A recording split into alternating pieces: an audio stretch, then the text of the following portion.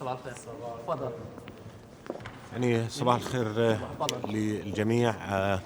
اجتماع اليوم هو اجتماع هام مع وزراء خارجية الاتحاد الأوروبي لنبحث معا كيفية الخروج من هذه الكارثة التي يستمر العدوان الإسرائيلي على غزة في مفاقمتها.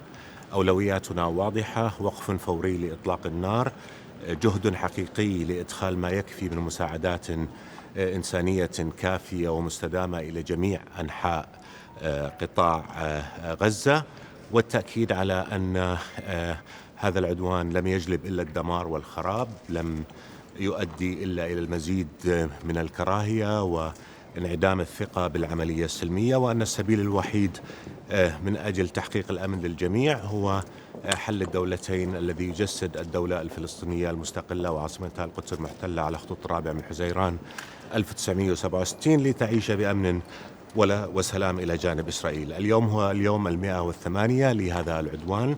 أكثر من 25 ألف فلسطيني ارتقى خلاله.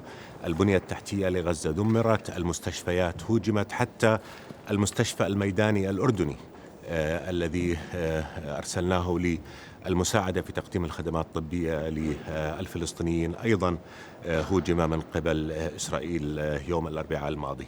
أوروبا لها دور رئيس ودور رئيس في حفظ الأمن ودور رئيس في المنطقة، ونتوقع اليوم حوارا واضحا صريحا، ونأمل أن نصل إلى اقتناع جامع بأن المزيد من القتل لن يؤدي إلا إلى تعريض الأمن والسلم ليس فقط في المنطقة ولكن الأمن والسلم الدوليين إلى الخطر أيضا، ونريد أن نعمل معا من أجل وقف النار.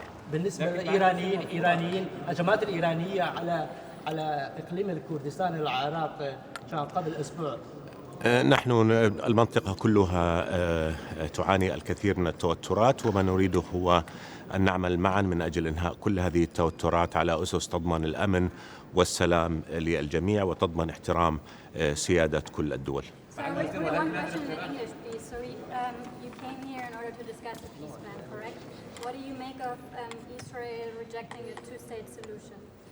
I mean, Israel, with this current policy, with the current aggression on Gaza, with its continuation of measures to undermine the two-state solution, is dooming the future of the region to more conflict and more war. The whole world is saying the only way out of this misery is the two-state solution. So the party who's standing against the right of all peoples of the region, including Israelis, to have peace, cannot just be left unaccountable. If the whole world says the only path forward is the two-state solution, then Israeli government says no to the two-state solution. So they're defying the whole international community, and I think it's about time that the world took a stand on the side of peace, on the side of the right of the region to live in peace and dignity and security, and took measures against the party which is denying the peoples of the region their right to live in peace and security. And what should the EU do in order to, or what kind of leverage, or what do you expect from the EU in terms of that question? The EU is a close partner to us in the region. The EU has a tremendous role to play. Right now, our priority is to stop the aggression, stop the killing, stop the destruction, stop the hatred and the catastrophe that it is producing, and then move together towards a plan to implement the two-state solution. A process is futile. We've seen what processes did in the past. I think now we need to really identify why we continue down this road of war and conflict.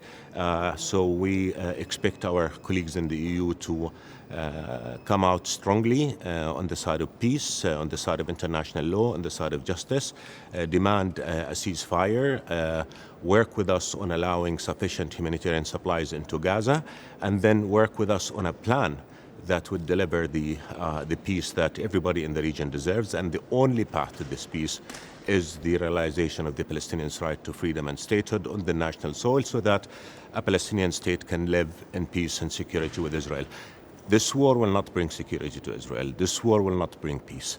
Israel cannot have security as long as Palestinians are denied their rights. So we want security for all. We want peace for all. The path is clear. Again, the party that is responsible for denying the people their right to live in peace must be held accountable. Thank you. Can a two-state solution be imposed upon Israel? Can a two-state solution be imposed? I think we should impose the peace. I think, again, everybody knows that the only way forward is a comprehensive peace on the basis of the two-state solution. The Security Council should adopt a binding resolution establishing a Palestinian state on the basis of June 4, 1967 lines with East Jerusalem as capital, and then we walk back from there. And we collectively will be working to ensure that the security of all parties is guaranteed. I remind you that since 2002, the whole Arab world then came out and said, in return for ending the occupation and allowing the realization of the Palestinians' right, we will offer normal ties and acceptance to Israel so that everybody can live in peace. We've been engaged in over 30 years of process, and where did that get us? So again, I think a moment of truth is upon us.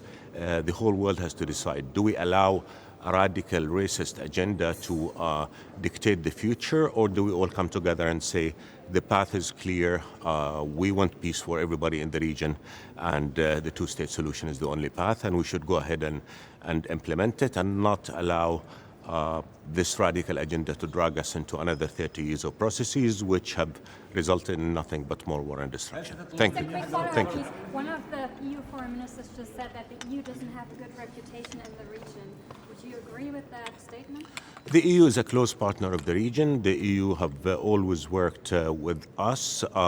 However, I think this war has undermined the interest of all moderates. People are looking at what's happening. People are asking questions. Why is it that international law cannot be applied in the same way to the Israeli-Palestinian conflict in the same way that it is applied to other conflicts? And the standing of all of us is weakening as a result of the inability to stop an aggression that has produced more killing, more destruction than any other conflict in recent history. Remember, 25,000 people have been killed. 70% of them are women and children. How is this acceptable? How is this normalized?